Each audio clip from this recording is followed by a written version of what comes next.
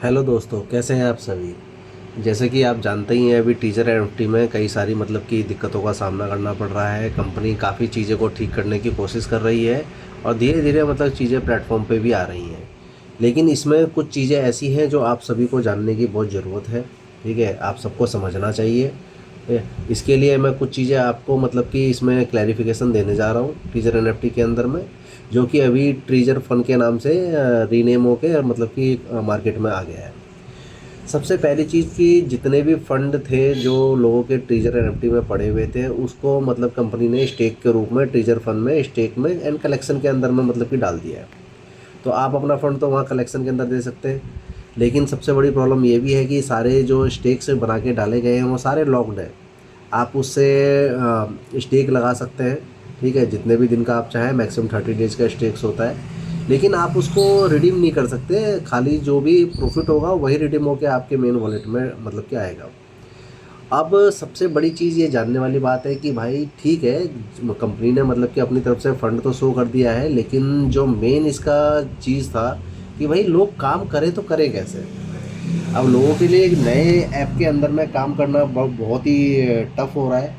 तो इसको मैं जो समझाऊँ अभी तक, अब मेरे को कुछ टेक्निकल पॉइंट्स हैं जो अभी तक कोई भी किसी भी प्लेटफॉर्म पर मुझे आंसर नहीं मिला है इसका।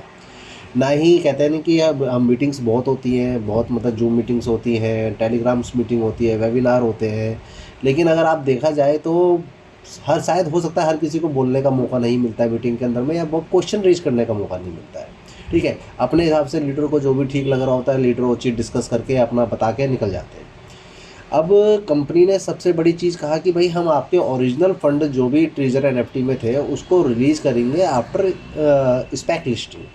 पहले कंपनी ने बोला कि ऑडिटिंग कंप्लीट हो जाएगी तो उसके बाद रिलीज़ कर देंगे। फिर कंपनी ने, अब जो रिसेंटली करंट मैसेज है जैसे कि आप देख सकते हैं, उसमें कंपनी ने बोला कि जब आपका मतलब कि स्पेक लिस्टिंग हो जाएगी हमारी, उसके बाद हम टोटल फंड आपका रिलीज़ कर देंगे। ये फ़ंड आपका है, आप चाहें जैसे भी इस्तेमाल करें इस फंड को।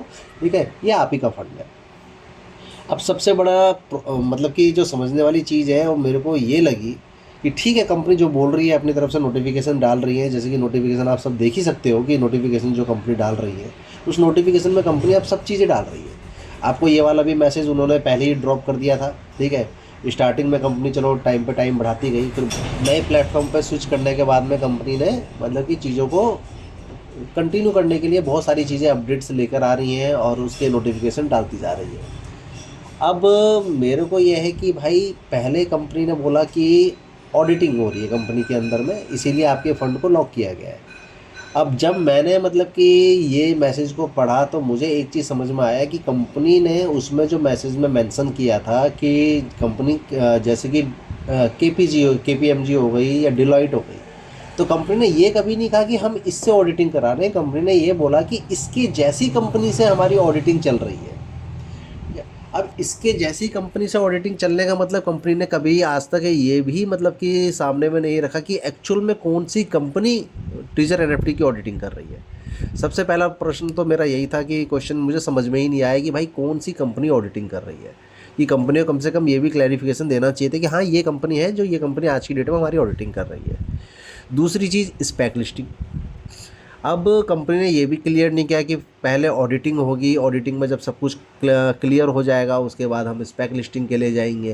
ठीक है, मैंने अपनी तरफ से, आप देख सकते हैं, कई जगह सर्च करने के लिए कोशिश करी, कई जगह मतलब ट्राई किया कि किसी भी तरह से मुझे कंपनी के डिटेल्स मिल पाए कि कंपनी स्पेक लिस्टिंग में प्रोग्रेस में है कि नहीं है, प्रोग्रेस में चल रही है कि नहीं चल रही है। ठीक है, जैसे कि हम जानते हैं कि इंडिया के अंदर में देखा जाए कि आप जब भी कोई शेयर बाज़ार में या सेंसेक्स के अंदर में जब कंपनी की लिस्टिंग कराते हैं, ठीक है, तो उसमें बाकायदा आप उस कंपनी के बारे में सर्च करेंगे तो आपको मतलब कि वो कंपनी दिखाई देती है, चाहे इन प्रोग्रेस मोड में हो। आप स्पेक लिस्टिंग के अंदर में जा रहे हो, स्पेक के साइट्स पे चेक कर रहे हो, जैसे कि मैं चेक कर रहा हूँ, मुझे कहीं भी कंपनी की कोई डिटेल्स मिल ही नहीं रही है।